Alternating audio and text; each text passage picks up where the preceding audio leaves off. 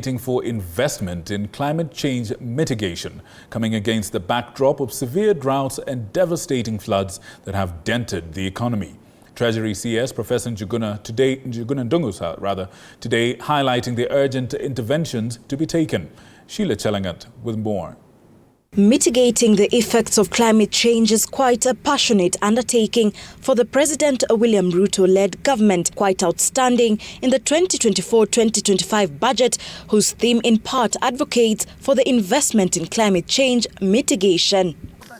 The prolonged 2021 drought and the recently witnessed floods across the country attributed as one of the shocks that pushed the economy to its lowest activity.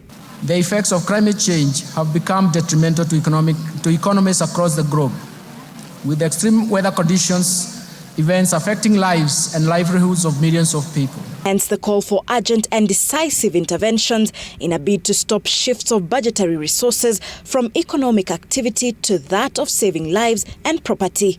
Going forward, we shall formulate and implement long-term climate change adaptation and mitigation strategies to generate strong resilience pathways.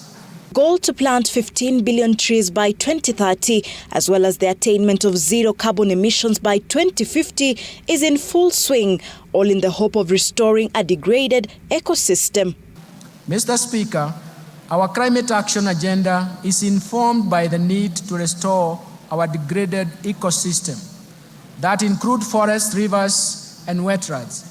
And so the proposal towards environmental protection include allocation of 10.7 billion to forest resources conservation and management and 1.7 billion towards forest research and development.